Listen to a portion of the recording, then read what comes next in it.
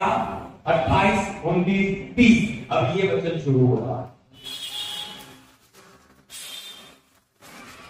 Matthew 11, 28, 29, 30। हे सब थके और बोझ से दबे लोगों, मेरे पास आओ। कौन बुला रहा है? जो सारी सृष्टि का मालिक है वो बुला रहा है। फिर मैं तुम्हें विश्राम दूंगा। मेरा जुआ अपने ऊपर उठा लो। मैं तुम्हें विश्राम दूंगा। किसको विश्राम देंगे? परमेश्वर। जो थके हुए हैं, जो बीमारी में है, जो श्राप में है, जो कंटाल हुए है, खत्म अब जीवन, कुछ नहीं है अब, जिनकी कोई आशा नहीं है, वे सारे लोगों को, सारी कायनात का परमेश्वर ऐसा कह रहा है, हे थके हुए लोग मेरे पास आओ।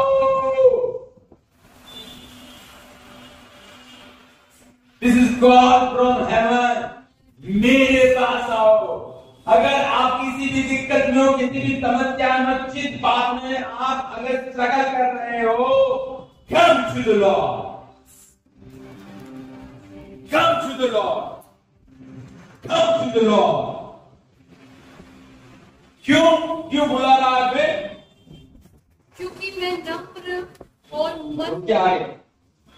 मेरा जुआ अपने ऊपर उठा लो और मुझसे सीखो, क्योंकि मैं नम्र और मन में दीन हूँ, और तुम अपने मन में विश्राम पाओगे। यानी वो विश्राम देना चाह रहा है, वो शांति देना चाह रहा है, वो आपको और आपकी परिस्थिति को बदलना चाह रहा है। हाँ, अगर आप मुझे पूछोगे परमेश्वर को क्या ज्यादा पसंद है, मुझे बदलना है परिस्थिति को बदलना, तो मैं मेरी बॉक्स से कहूंगा आपको बदलना। फिर वो परिस्थिति अपने आप बदल जाए।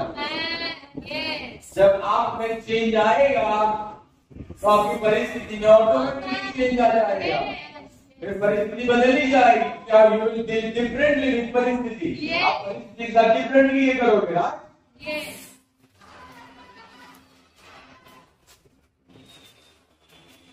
फिर 29 आयत में कहा है उन्होंने, 28 के बाद 29, मेरा जुआ उठाओ, मुझसे सीखो, क्योंकि मैं मन में दीन हूं और तुम मन में विश्राम पाओगे।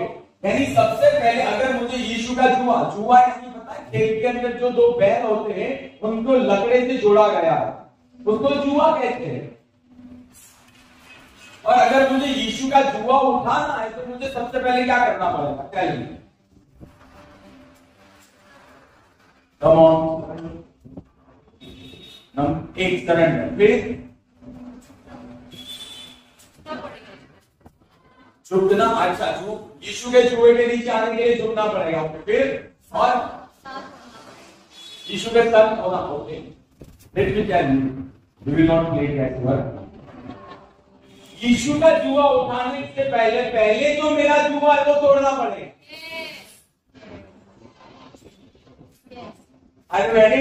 जो मैं पहले से बीमारी के जुए में हूँ, जो मैं पहले से पुरानी सोच के जुए में हूँ, जो मैं पहले से संतान जो मुझे सिखाया है, आता आया बचपन से, वो सोच में हूँ, जो मेरे माँ की है लेकिन लिखे हुए वचन के अनुसार का नहीं है, वो सारी मेरे एटीट्यूड, वो सारे मेरे ओपिनियन जिसके द्वारा ये समस्या पैदा हुई है, सबसे पहले मुझे उनको ना कहना पड़ेगा।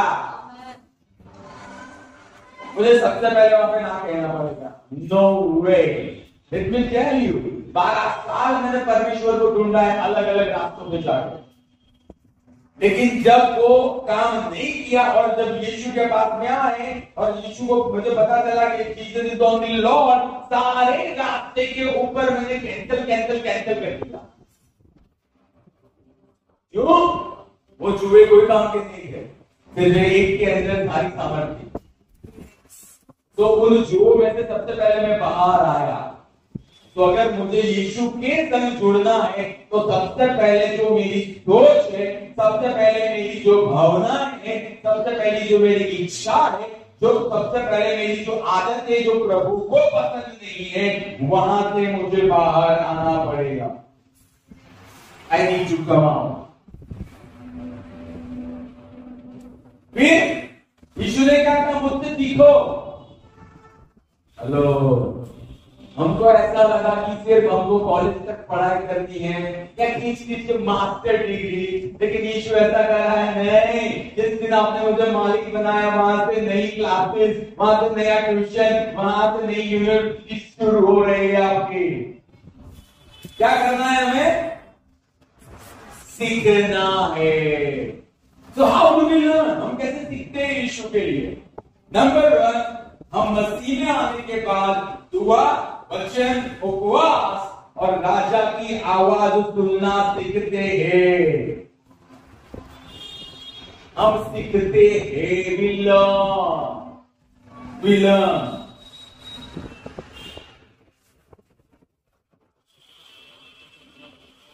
यानी प्रभु ऐसा कह रहे, पुराना जुआ छोड़ो, यानी अनलर्न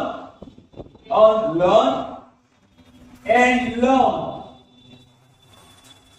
पुरानी आदतें छोड़ो, पुरानी सोच छोड़ो, पुरानी संगति छोड़ो, एंड नई आदतें, नई सोच, नई संगति, जो मैं हूं, मेरे संग चल के बदलते जाओ, मेरे संग चल के बदलते जाओ। कैसे हम करें?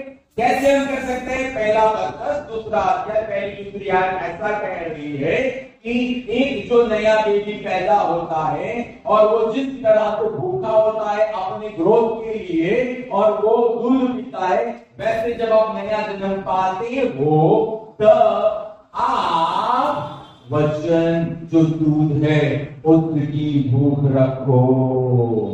दूसरी आयत, फर्स्ट पीटर चैप्टर 2 दूसरी आयत। इफ यू, कितने लोगों मसीहत में पढ़ना? कम ऑन, कितने सही में पढ़ना? सही में पढ़ना।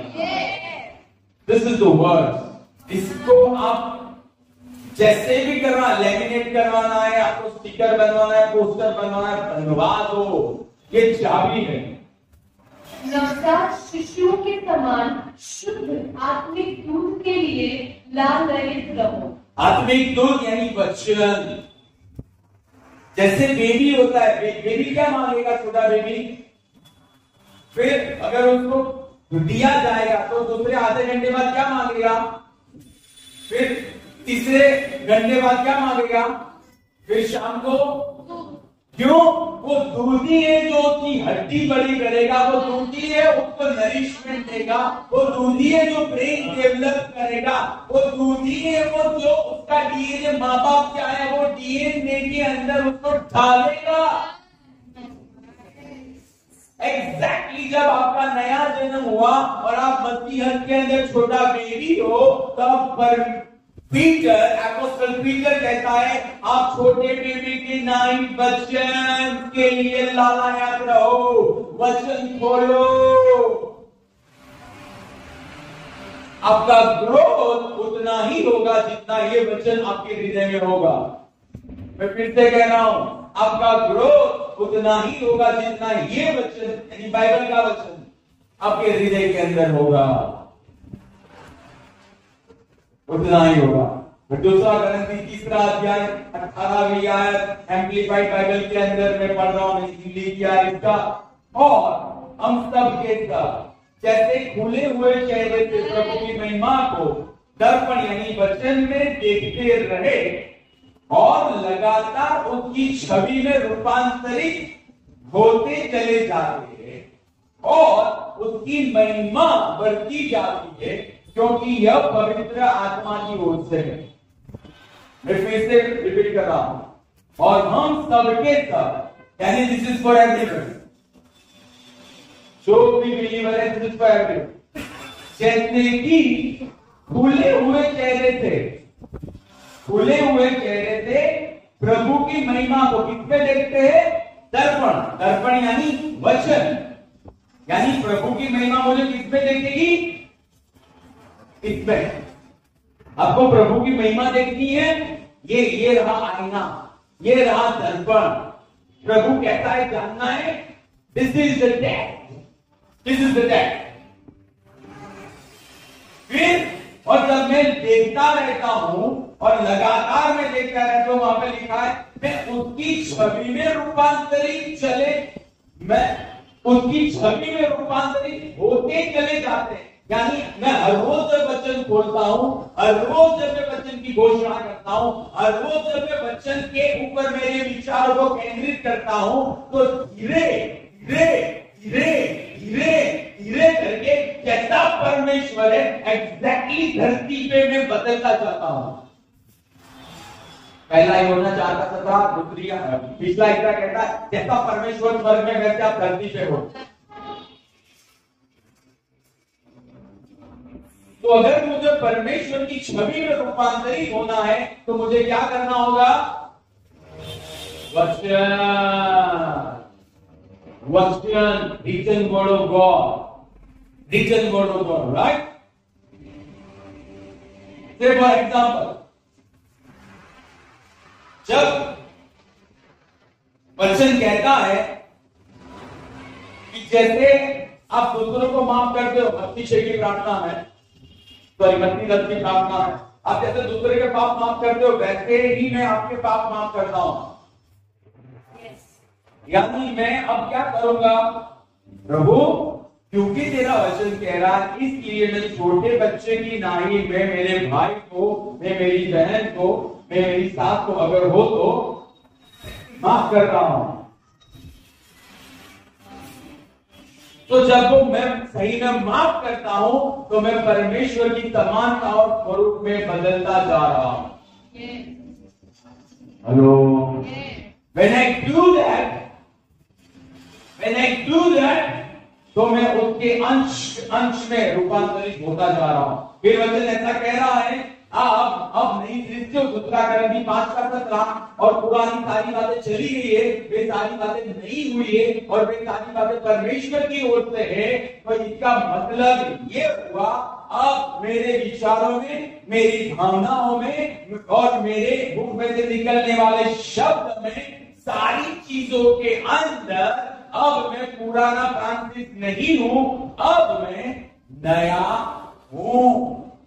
तो जब पुराने विचार है तो मैं दूसरा करंती 5:17 उठाऊंगा और मैं कहूंगा पुराना फ्रांसिस जो हर साल बीमार होता था, किसी भी बीमारी से एडमिट करना पड़ता था, वो मर गया, अब मैं नया हूं।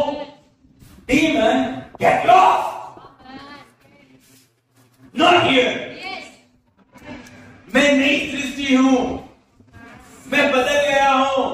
वो पुराना क्रूस पे चला गया यीशु मसीह के साथ और बपतिस्मा लिया तो उसको दफनाया गया, और ये बपतिस्मा लेके जो बाहर आया है वो नई सृष्टि है और यीशु की समानता स्वरूप में उनको बनाया गया है। और क्योंकि यीशु की समानता स्वरूप में बनाया गया है, प्रथम आदम से आने वाली बीमारी तो छू नहीं करती है। मसीह के लिए बीमारी नहीं है, बीमारी के लिए 100% मसीह है, क्योंकि मसीह हाथ रखेगा तो बीमारी दूर होगी।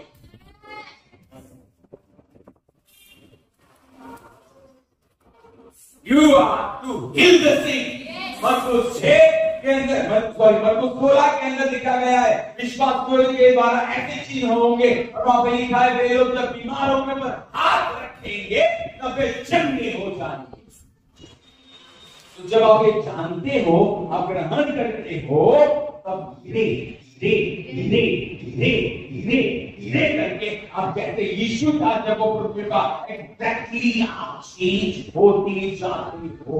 एग्जैक्टली राइट, जैसे वचन में लिखा गया है गाली पाप है, झूठ बोलना पाप है, एक्सेट्रा एक्सेट्रा। जब मुझे पता चलता है कि ये पाप है तो मैं कहूंगा प्रभु so sorry, I am repenting, मुझे माफ कर, तो वो मुझे माफ करेगा और मैं परमेश्वर की समानता स्वरूप में बदलता जाऊं।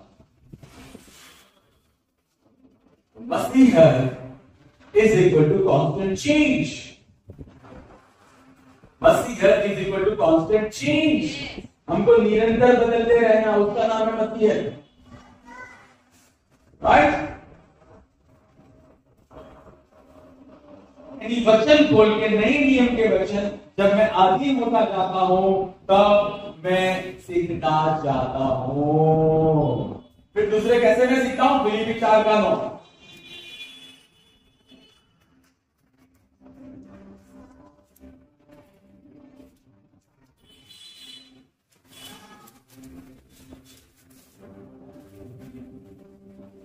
जो कुछ तुमने मुझसे सीखा, जो कुछ तुमने मुझसे सीखा, किससे? मुझसे। यानी पॉल ने जो फिलिप्पी की कलीसिया प्लांट की थी, उस कलीसिया को पॉल सिखा रहा था। तो हम संडे सीखने आते हैं, वो संडे हम सीखने आते हैं। फिर ग्रहण किया, स्वीकारा, सीखा, स्वीकारा, फिर सुना, सुना और मुझ में देखा है, मुझ में देखा है, उन्हीं का अनुकरण करो। यानी एक होता है मैं कुछ वचन बोल के सीखता हूं, दूसरा जब मुझे जो शिक्षा, जो टीचिंग दी जाती है, वो टीचिंग जब मैं ग्रहण करता हूं तो टीचिंग को ग्रहण करने के द्वारा मैं बदलता जाता हूं। कितने लोगों की गवाही, कितने लोग इंदौर के अंदर यहाँ पे जब टीचिंग को ग्रहण किया, उनके फैमिली में चेंजेस आए, उनके लोगों के साथ डील करने में चेंजेस आए, उनके फाइनेंस में चेंजेस आए। क्यों? वो टीचिंग परमेश्वर की ओर से जो सिखाया जाता है, ये टीचिंग जो सिखाया जाता है, ये टीचिंग शिफ्ट ला के रखता है।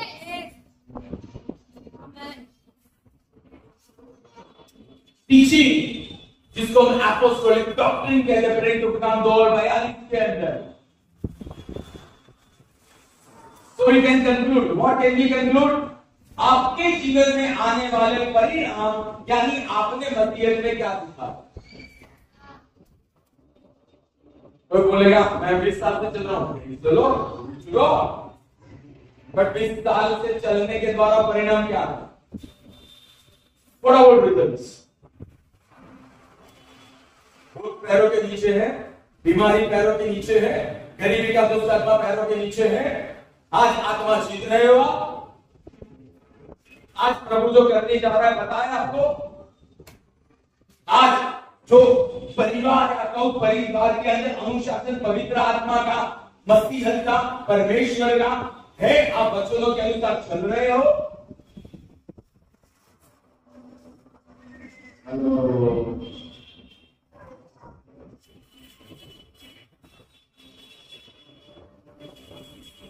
परमेश्वर के महान व्यक्ति को, महान नहीं महान,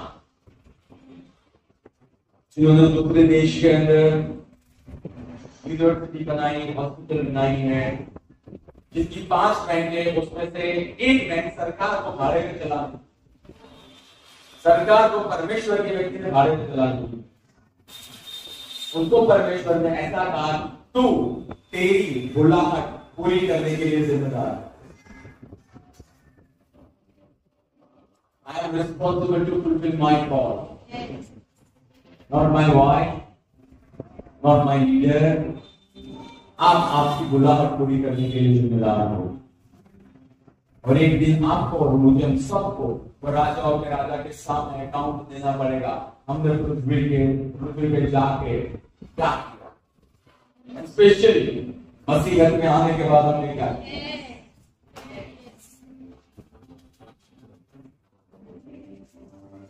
फिर इसलिए आया क्योंकि मेरा जुआ सहज है और मेरा वो हल्का है। यीशु क्या कहता है? सबसे पहले थके हुए, हारे हुए लोग मेरे पास आओ, मैं विश्राम दूंगा। राइट? मेरा जुआ उठाओ, मेरा बोझ जो है वो हल्का है, मेरा जुआ सहज है। यानी जब मैं सीखता जाता हूं तब राजा मुझे अपना जुआ देता जाता है। जब मैं सीखता जाता हूं तब राजा मुझे रिवील करता जाता है। ये आज के दिन पता नहीं चला इंडिया में क्या होने वाला है। 2011 से जो कंटिन्यूली चल रहे हैं ना, तब जाके प्रभु ने बताना शुरू किया मैं क्या करने वाला हूं कुछ। जब वो जो चाहता है वो मैं करता जाता हूं, तब वो अपने दिल की बात जो पृथ्वी पे करने वाला है वो मुझे बताता जाता है, वो मुझे बताता जाता है। बट पहले उसको जो पसंद है उस रास्ते में चलता हूं, राइट। जब मैं सीखता जाता हूं तब वो मुझे अपनी योजना बताता है, तब वो मुझे अपनी योजना में मेरा ध्यान बताता है, तब वो मुझे कहां जुड़ना है और कैसे योजना पूरी करनी है वो भी बताता है। क्यों बताता है? क्योंकि उसका जुआ सहज है और उसका बोझ हल्का है। प्रभु में आने के बाद मैंने जो मिशन बोर्ड बनाया था, मैंने कल बच्चों के साथ शेयर किया था, उसमें ऐसा था कि 5 साल के अंदर, ज्यादा नहीं तो 10 स्टेट के अंदर मेरे रेस्टोरेंट होंगे। ये मेरा जुआ या मेरा बोझ या मेरी प्लानिंग थी, यीशु की नहीं थी। लेकिन जब मैंने सरेंडर कर दिया, नहीं प्रभु मुझे तेरी परफेक्ट विल करनी है, ग्लोरी टू गॉड। आज 2 स्टेट में हमारी कलीसिया है, हर स्टेट के अंदर पहुंचने वाला है। उसका जुआ सहज है, उसका बोझ हल्का है। उन्होंने अगर मुझे बनाया है तो मेरे जीवन में मुझे क्या करना है, 25 में 27 में 20 में वो उनको पता है। तो मैं ये छोटा दिमाग क्यों लगा रहा हूं और क्यों निष्फल हो रहा हूं? Hello, If he is the master planner, तो प्लान उनके पास है, तो क्यों ना मैं उनके साथ जुड़ जाऊं और मेरे जीवन का जो प्लान है वो रिसीव करूं और वो प्लान में चलूं। राइट? कितने लोग मेरी बात समझ पा रहे हैं जो मैं कहना चाह रहा हूं? Glory to God.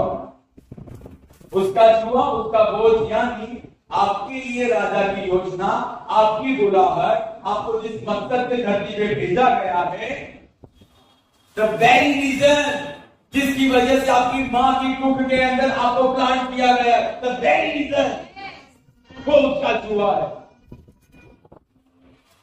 वो उसका जुआ है। मैं कभी भी रेस्टोरेंट चलाने के लिए नहीं बनाया गया था, मुझे कलीसिया प्लांट करने के लिए, परमेश्वर के सेना को इंडिया में तैयार करने के लिए, चेले बनाने के लिए, आत्मा देने के लिए, इन बातों के लिए प्रभु ने बनाया था। And I was just wasting my time. लेकिन जब पता चला देन सरेंडर, कितने लोगों को पता चलता है कि सही में, जब आपको पता चलता है कि ये फेल हो रहा है मेरा मुझसे, आई सरेंडर।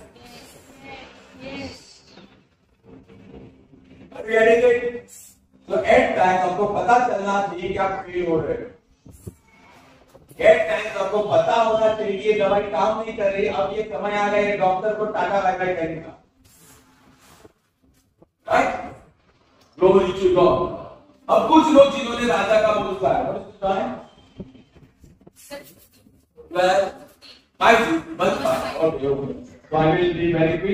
कुछ लोग जिन्होंने परमेश्वर का जुआ उठाया, एक्सोडस 17 10 से लेके 13, वहां पे मोसे हाथ ऊपर कर रहा था और एक बाजू एरोन था, मोसे का बड़ा भाई, और दूसरी बाजू हूर था, एरोन का बेटा। उन्होंने हाथ पकड़े थे, वो दुआ का पोस्चर था, दुआ कर रहा था, और फील्ड के अंदर यहोशू था, वो लड़ाई लड़ रहा था। यानी मोसे ने एक्सोडस निर्गमन 3 के अंदर परमेश्वर के साथ आमना सामना किया और परमेश्वर का बोझ उठाया। परमेश्वर का बोझ ये था, मेरे लोगों को गुलामी में से छुड़ा। तो जब वो मोसे ने उठाया, मोसे ने बोझ उठाया, और वो बोझ इतना भारी था कि जब लड़ाई चल रही थी और उसके हाथ दुख रहे थे, तो परमेश्वर ने जो बोझ मोसे को दिया था, वो बोझ उठाने के लिए एरोन भी खड़ा था, हूर भी खड़ा था, और फील्ड के अंदर यहोशू भी खड़ा था। राइट? तो क्या हम क्या कहते थे, एरोन और हूर जो थे वो मूसा के साथ खड़े रहे, उन्होंने मूसा का बोझ उठाया, वो दुआ में लगे रहे, वो उपवास में लगे रहे, वो मंडली में जिम्मेदारी उठाते थे, वो अगुओं के साथ संग चलते थे, और यहोशू फील्ड में था। यहोशू की तलवार से लोग मारे जाते थे। नए नियम में तलवार यानी प्रभु का वचन, यानी यहोशू को हम कह सकते हैं वो आत्माएं जीतता था। और यहोशू के साथ दूसरे भी लड़ाई करने वाले होंगे, यानी there were other people, worship करने वाले लोग भी थे वहां पे। दूसरों को कलीसिया के बारे में बताने वाले लोग भी थे यहाँ पे। यानी हूर, एरोन, मोसे, यहोशू और दूसरे लोग सबने मिलके जब साथ में ये काम किया तब अमालेक वहां पे हार गया। यानी जब हम पूरी टीम को उठाते हैं प्रभु तब शैतान ये इलाके से में से भाग जाता है। तब शैतान अहमदाबाद में से तब शैतान गुजरात में से भाग जाता है। तब शैतान को इंडिया में से जाना पड़ता है। तो इस एंटायर टीम, लेकिन बोझ किसके अंदर आया? मोसे के अंदर आया भाई। फिर आगे हम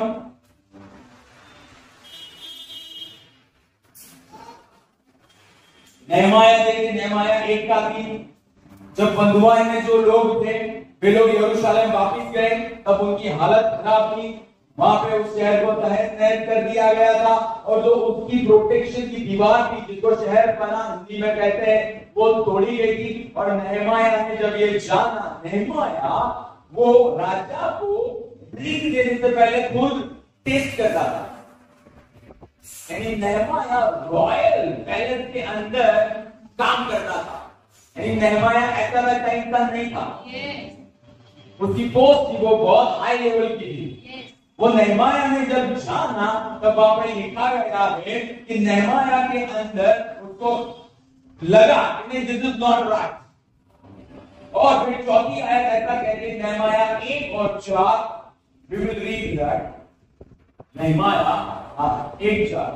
ऐसा हुआ कि इन बातों को सुनते ही मैं बैठकर रोने लगा और कई दिन तक विलाप करता और स्वर्ग के परमेश्वर के सम्मुख उपवास व प्रार्थना करता रहा।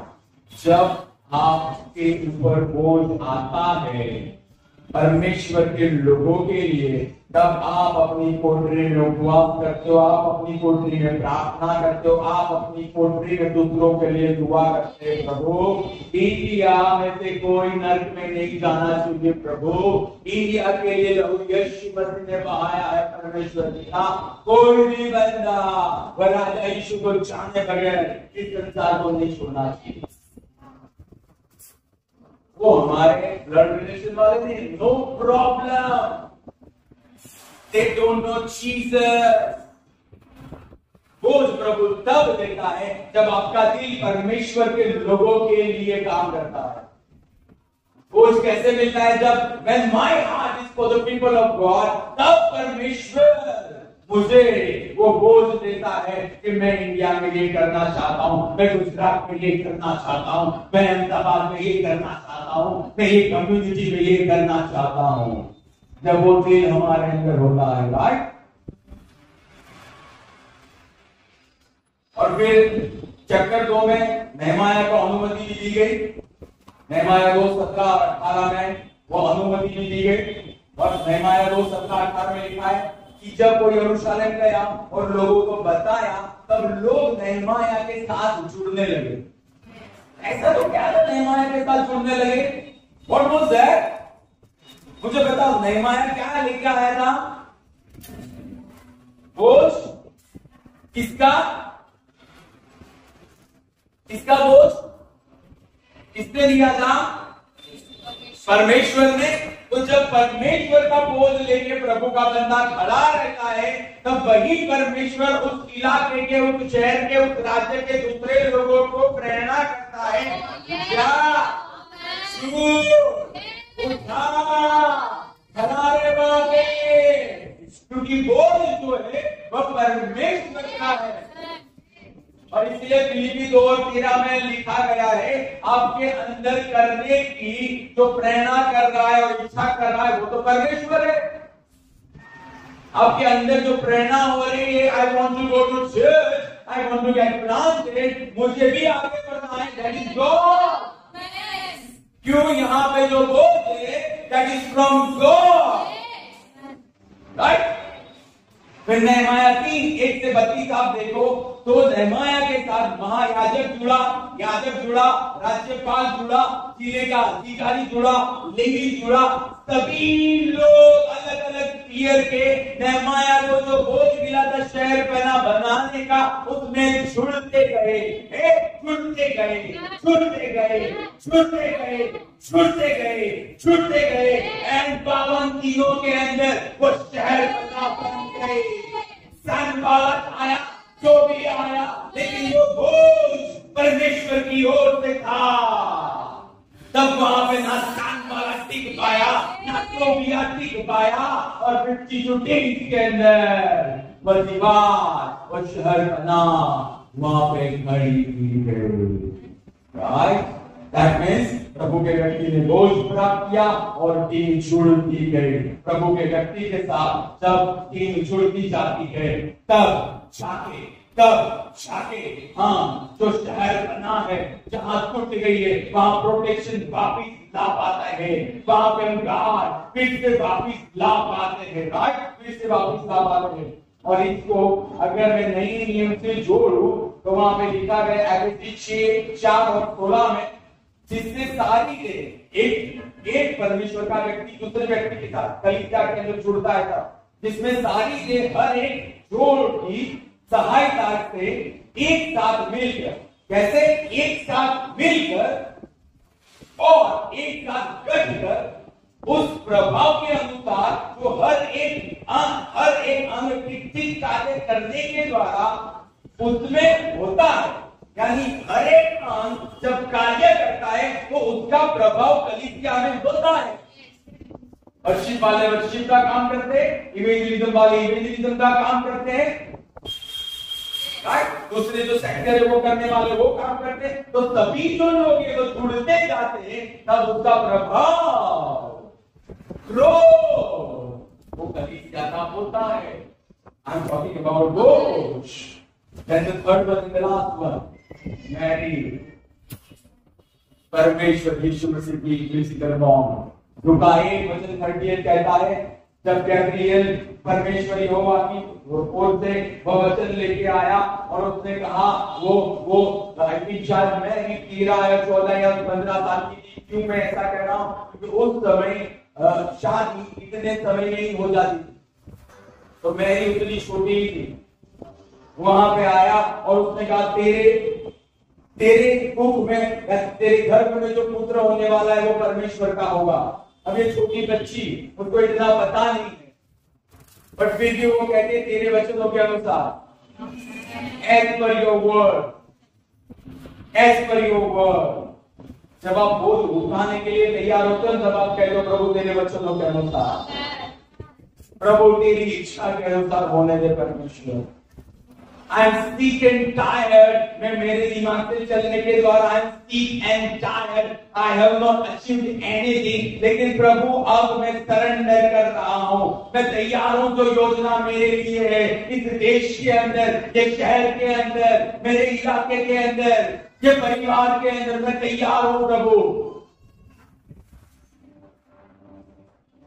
तो वीकेंड पे जब आप बोझ कैरी करते हो, यानी उसके अंदर अब बीज प्लांट किया गया, यानी उसके शरीर में बदलाव आने वाला था, उसके लिए वो तैयार थी। उसके मूड में जो चेंजेस आने वाले थे उसके लिए वो तैयार थी, और वो बात के लिए भी तैयार थी अगर जोसेफ उसको छोड़ दे, उसको वो बात के लिए भी तैयार थी कि ये बोझ कैरी करने के बाद मेरा डाइट चेंज होगा। She was ready, right? वो तैयार थी कि अब मुझे ये बोझ मेरे अंदर है, या मेरे अंदर जो प्लान है उसको संभालना है। अब मैं पहले की तरह खुद नहीं सकती हूँ, आई एम कैरी समथिंग। वो तैयार थी बोझ के अनुसार जीने के लिए, वो तैयार थी सोसाइटी को जो कहना है कह दे। I am pregnant with the word of God. वो तैयार थी सारी बातों के लिए। उसने अपना घर यानी अपना शरीर परमेश्वर के बोझ को उठाने के लिए किया। She gave herself to him. She gave herself to him. अब यीशु मसीह क्यों आए? इब्रानियों 10:5-6-7। I am about to finish. इस कारण वह संसार में आते समय कहता है, यीशु मसीह क्यों आए वो बताया। तूने बलिदान और भेंट को न चाहा, परंतु तूने मेरे लिए एक देह तैयार की है। यीशु मसीह के लिए देह तैयार की गई थी। क्यों? तू होम बलियों और पाप बलियों से प्रसन्न नहीं हुआ। पुराने नियम में जो बलिदान थे उससे परमेश्वर प्रसन्न नहीं हुआ, इसलिए इंसान का बलिदान देना था और परमेश्वर खुद इंसान बन गया यीशु मसीह, और वो बलिदान देने के लिए तैयार था। तब मैंने कहा, हे परमेश्वर, देख मैं तेरी इच्छा पूरी करने आ गया हूँ। यीशु शरीर में क्यों आया? परमेश्वर की इच्छा पूरी करने। यीशु ने शरीर क्यों एक्सेप्ट किया? और नए नियम में बाइबल यीशु के शरीर को क्या कहता है? कलीसिया। तो कलीसिया क्यों है? एग्जैक्टली। आप और मैं वो बोझ के लिए जो अनंत काल में परमेश्वर ने तैयार किया है। यार, क्या हम तैयार है उस बोझ को जन्म देने के लिए? क्या हम तैयार है वो सिम्योन की नाई? सिम्योन का मतलब होता है मेरी वो सुनता है, यानी वो पूरा जीवन प्रार्थना में लगा रहा। क्या हम तैयार है प्रार्थना करने के लिए? क्या हम तैयार है वो अन्ना की नाई उपवास और प्रार्थना कर?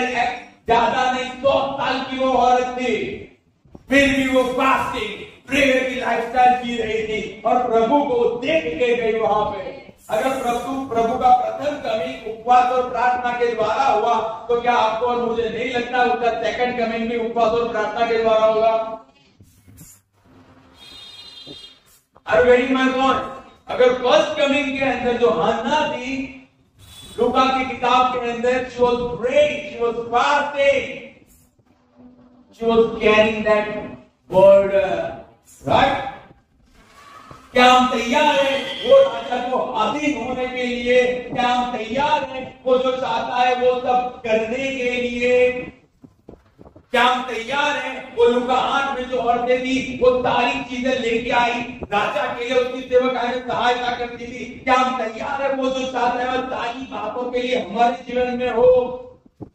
जब मेरी बाइबल कॉलेज खत्म हुई और मुझे और पास्टर मीनाक्षी को लंच के लिए ले गए, तब उन्होंने मुझे पूछा, Francis, what do you carry या व्हाट डू यू सी? और तब मैंने कहा, sir, I see India on fire. 2012 की बात कर रहा हूं मैं। उस समय से लेके आज तक हम वही मकसद को लेके चल रहे हैं। India God's king Jesus. That is burden.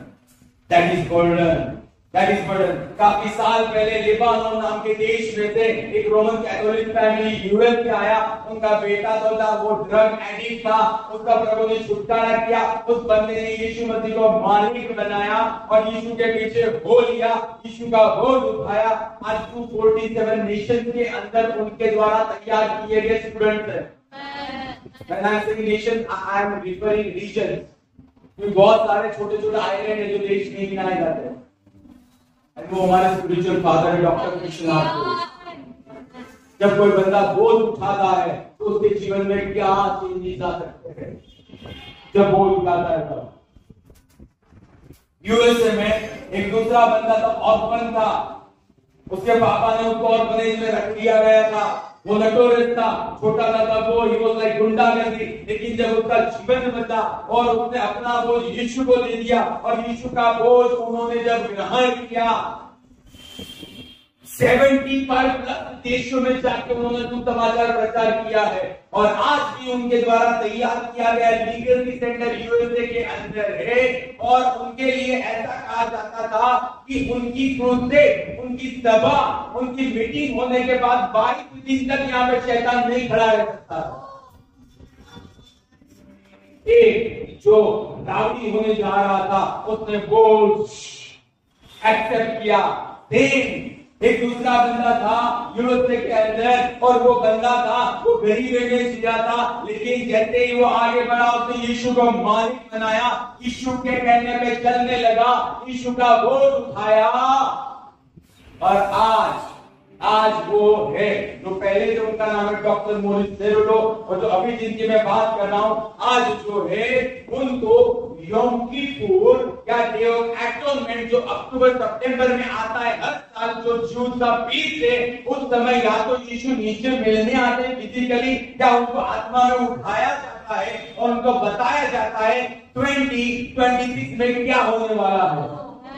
Profit Bobby Conner. जब हम प्रभु का बोझ उठाते हैं तब हमारी हिस्ट्री चेंज हो जाती है। आई वॉज अ फेलियर, लेकिन जब प्रभु का बोझ उठाना शुरू किया, आज मेरी कलीसिया में मैं कह सकता हूं by the grace of God failure लोग नहीं है कलीसिया में, सबके सब मार्केट प्लेस में है and they are in dominion, because बोझ उठाया परमेश्वर का, बोझ उठाया परमेश्वर का। बोने वाला बोने के लिए बाहर गया, कुछ बीज थे वो रास्ते में गिरे, कुछ बीज थे पत्थर वाली भूमि में गिरे, कुछ बीज थे कांटे वाले में, और बाकी के गिरे अच्छी भूमि में, और अच्छी भूमि ने 30 गुना 60 गुना 100 गुना फल लाके रखा। बोझ उठाने वाले अच्छी भूमि है, वो प्रभु के वचनों के नीचे आके खड़े रहते हैं, वो प्रभु के वचनों को आधीन हो जाते हैं। प्रभु तू क्या कह रहा है? आई प्रभु अभी तक मेरे जीवन में कुछ नहीं हुआ, लेकिन मेरे जीवन की दिशा तेरे पास है, मुझे बता प्रभु। 2011 में जब मैंने 19 दिन पछतावा किया और मैंने कहा प्रभु आई सरेंडर, मैं माफी मांग रहा हूं सारे पाप के लिए परमेश्वर पिता, मुझे पता है केवल यीशु ही परमेश्वर है और उसके लहू बहाने से मेरे पापों को माफ किया गया है। मेरे हृदय में हाँ तू जो बोलेगा वो मैं करूंगा परमेश्वर, लेकिन मुझे बताओ क्या करना है और मेरा हक नहीं छोड़ना। तब से लेके मैंने सफलता को देखा है मेरे जीवन में, उसके बोझ को जब एक्सेप्ट किया तब फेलियर सक्सेस में तब्दील हो गई।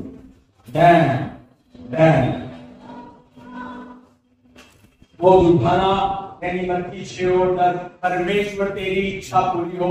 जैसे तेरा राज्य स्वर्ग में आया हुआ वैसे मेरे जीवन में, वैसे मैं जो परिवार में हस्बैंड वाइफ हमारे जीवन में, वैसे जो परिवार है मैं मेरी वाइफ और मेरे बच्चे उनके जीवन में, मेरे बिजनेस में, मेरी जॉब में, हर क्षेत्र में प्रभु तेरी योजना परिपूर्ण हो, उसको कहते हैं बोझ उठाना।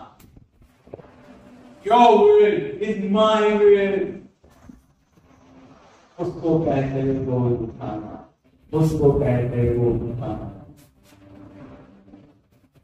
क्या हम पुरानी बोझ उठाना लूका 5 योना 5:34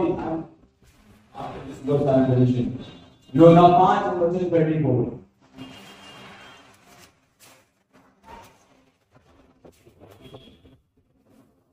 परंतु मैं अपने विषय में मनुष्य की साक्षी नहीं चाहता। योना 5:34 John 4:34 sorry I am sorry 4:34।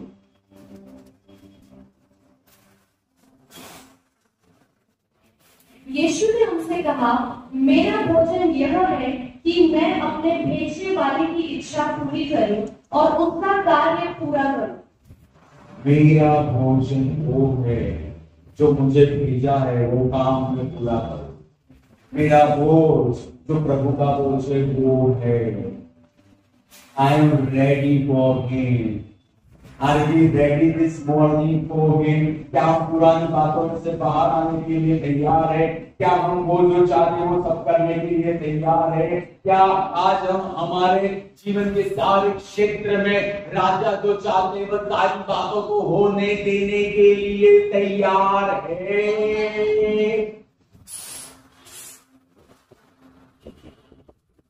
Are we those people? क्या हम वो लोग हैं? अगर आपको लगता है आप अपने स्थान पे खड़े हो, और मेरे पीछे दोहराए। कहीं भी लगता है तभी आप करना, मेरी ओर तो कोई दबाव नहीं है। परमेश्वर यीशु मसीह के नाम से तेरे सिंहासन के सामने आ रहा हूं। मैं स्वीकार करता हूं यीशु मसीह ने मेरे लिए लहू बहाया है, मेरे पापों के लिए लहू बहाया है। मैं माफी मांग रहा हूं क्योंकि मैंने पुराना जुआ नहीं तोड़ा है। वो बोझ लेके मैं घूम रहा हूं। आज मैं सरेंडर कर रहा हूं। वो बोझ मुझे दे जो तेरा बोझ है, जो तेरे दिल में से आता है, और जिस वजह से मुझे धरती पे भेजा गया है, मैं विश्वास से ग्रहण कर रहा हूँ और मैं वो अनुग्रह स्वीकार कर रहा हूँ जिसके द्वारा यह बोझ को, यह योजना को मैं उठा पाऊं और मैं पूरा कर पाऊं यीशु के नाम से। आमीन। Lord, I uplift my people. I uplift everybody जो हमारे साथ जुड़े हुए हैं। प्रभु, आपका पवित्र आत्मा जो बोझ देने वाला आत्मा है, इनके हृदयों में वो बोझ डाले, इनके हृदयों के साथ बात करे यीशु मसीह नासरी के नाम से परमेश्वर। और ये लोग आपका बोझ लेके प्रभु अपने स्थान में जाए, आपका बोझ लेके प्रभु इनका परिवार आगे बढ़े, आपकी योजना लेके परमेश्वर पिता ये लोग इस देश के अंदर आगे बढ़े। प्रभु ऐसा बोले यीशु। और मैं सभी लोगों को उनके जीवन के सभी क्षेत्रों में आशीषित कर रहा हूं यीशु राजा के नाम से। आमीन, आमीन, हालेलुया। आप एक दूसरे को मिल सकते हो, आप ग्लोरी टू गॉड।